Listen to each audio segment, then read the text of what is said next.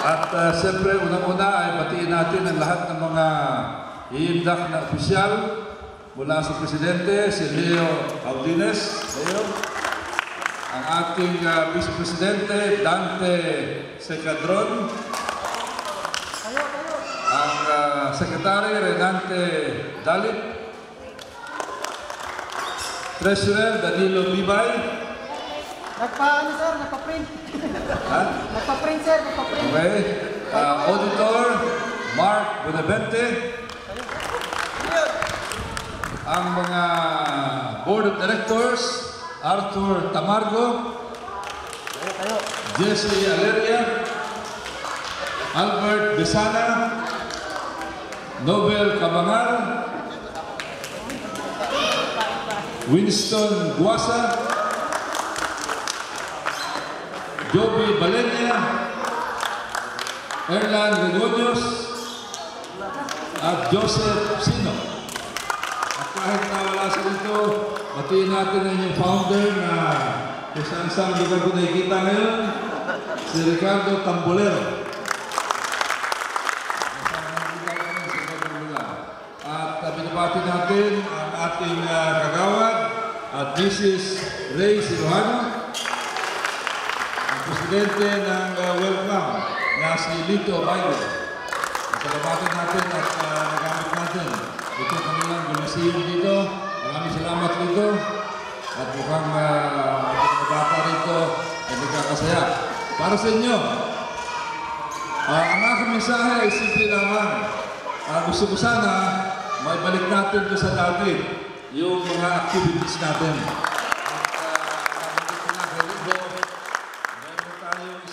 Formula para agad na ma-revive natin yung ating feeding. Meron tayong mga tao na handang tumulong dyan. Siguro pwede natin gawin yan mga once every 2 weeks.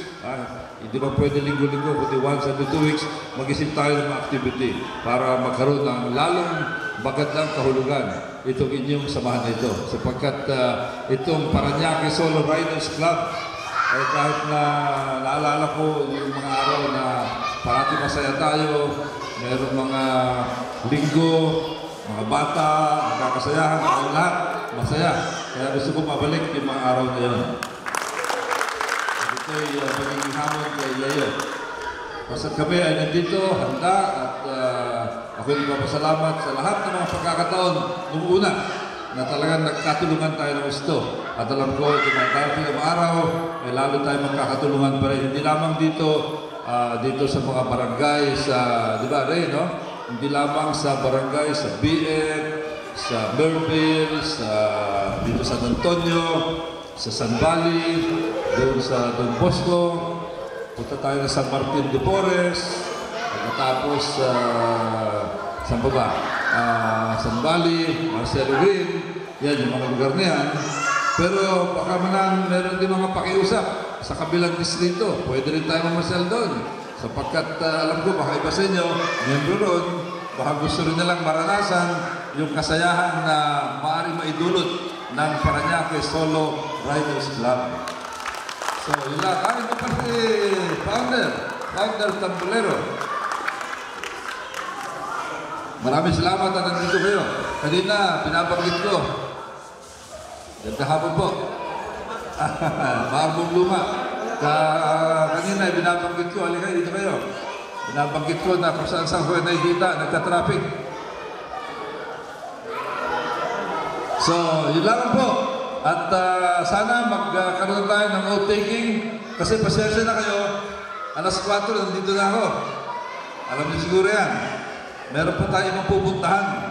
Kaya sunod-sunod dyan, baka mahuli ako sa may ibang mga pupuntahan ko. Medyo, in fact, sa ngayon, dapat nandun ako sa kabila. Maraming salamat. Magandang hapon sa inyo lahat.